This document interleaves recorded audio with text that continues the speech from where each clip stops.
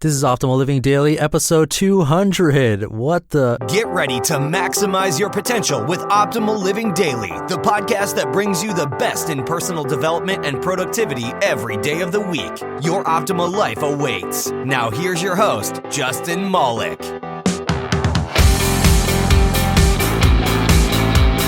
What's going on, oldies? Welcome to Optimal Living Daily. This is the podcast where I find content for you and simply read to you, completely free and still sponsorless. I'm Justin Malik, the guy who has performance-based social anxiety and started this podcast 6 months ago to not only help with that, but also bring blogs to audio, which seems like a pretty simple thing.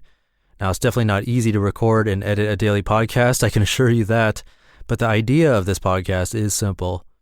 Anyway, it's crazy. This is episode 200 already. And the first thing I want to say is thank you. You might be one of the people who started listening since the beginning, or maybe who's someone who started later but binge listened to all the episodes. Gotta love that. Or maybe you're new here. Whatever the case, you taking the time to listen means so much to me, and this project would have ended a long time ago if it weren't for you and some very generous patrons of the show. If you've been listening for a few weeks, you'll know that this month has been rough for me, but I got some really nice messages from you, so I appreciate that too. And while I wanted to do something special for today's episode, I didn't have a plan, so I came up with something different for today. I'm going to read to you a popular fairy tale, the tale of Peter Rabbit to be exact. Why?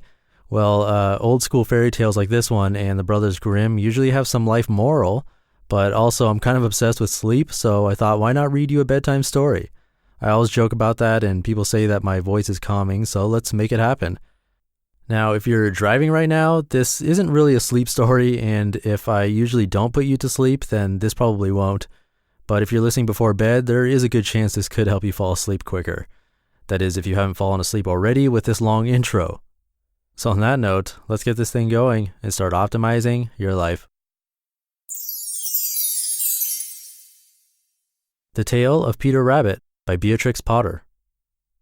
Once upon a time, there were 4 little rabbits, and their names were Flopsy, Mopsy, Cottontail, and Peter. They lived with their mother in a sandbank underneath the root of a very big fir tree. "Now, my dears," said old Mrs. Rabbit one morning, "you may go into the fields or down the lane, but don't go into Mr. McGregor's garden. Your father had an accident there. He was put in a pie by Mrs. McGregor. Now run along and don't get into mischief. I'm going out." Then old Mrs. Rabbit took a basket and her umbrella and went through the wood to the baker's. She bought a loaf of brown bread and 5 currant buns. Flopsy, Mopsy, and Cottontail, who were good little bunnies, went down the lane to gather blackberries. But Peter, who was very naughty, ran straight away to Mr. McGregor's garden and squeezed under the gate. First he ate some lettuces and some French beans, and then he ate some radishes, and then, feeling rather sick, he went to look for some parsley. But round the end of a cucumber frame, whom should he meet but Mr. McGregor? Mr. McGregor was on his hands and knees planting out young cabbages, but he jumped up and ran after Peter, waving a rake and calling out, "Stop, thief!" Peter was most dreadfully frightened. He rushed all over the garden, for he had forgotten the way back to the gate. He lost one of his shoes among the cabbages and the other shoe amongst the potatoes. After losing them, he ran on 4 legs and went faster, so that I think he might have got away altogether if he had not unfortunately run into a gooseberry net and got caught by the large buttons on his jacket. It was a blue jacket with brass buttons, quite new. Peter gave himself up for lost and shed big tears, but his sobs were overheard by some friendly sparrows, who flew to him in great excitement and implored him to exert himself. Mr. McGregor came up with a sieve, which he intended to pop upon the top of Peter, but Peter wriggled out just in time, leaving his jacket behind him. And he rushed into the tool shed and jumped into a can. It would have been a beautiful thing to hide in if it had not had so much water in it.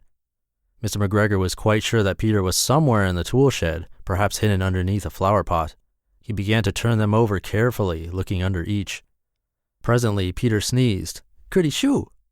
Mr. McGregor was after him in no time, and tried to put his foot upon Peter, who jumped out of a window, upsetting 3 plants. The window was too small for Mr. McGregor, and he was tired of running after Peter. He went back to his work. Peter sat down to rest. He was out of breath and trembling with fright, and he had not the least idea which way to go. Also, he was very damp with sitting in that can. After a time, he began to wander about, going lippity-lippity, not very fast, and looking all around. He found a door in a wall, but it was locked, and there was no room for a fat little rabbit to squeeze underneath. An old mouse was running in and out over the stone doorstep, carrying peas and beans to her family in the wood. Peter asked her the way to the gate, but she had such a large pea in her mouth that she could not answer. She only shook her head at him. Peter began to cry. Then he tried to find his way straight across the garden, but he became more and more puzzled. Presently, he came to a pond where Mr. McGregor filled his water cans. A white cat was staring at some goldfish. She sat very, very still, but now and then the tip of her tail twitched as if it were alive. Peter thought it best to go away without speaking to her. He had heard about cats from his cousin, little Benjamin Bunny. He went back towards the tool shed, but suddenly, quite close to him, he heard the noise of a hoe. Scritch, scratch, scratch, scritch. Peter scuttered underneath the bushes. But presently, as nothing happened, he came out and climbed upon a wheelbarrow and peeped over. The first thing he saw was Mr. McGregor hoeing onions. His back was turned towards Peter, and beyond him was the gate.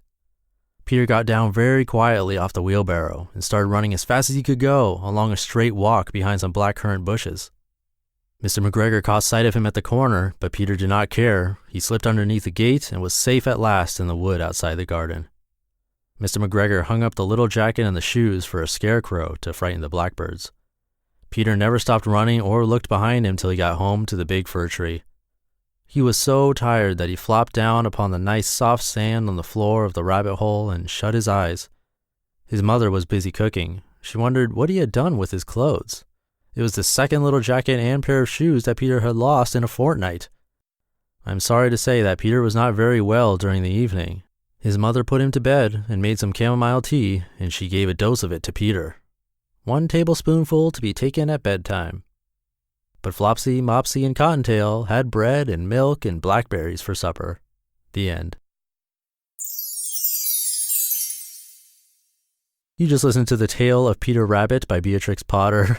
So there you go for you kids out there. Don't go sneaking into neighbors' yards, otherwise you won't get bread and milk and blackberries for supper.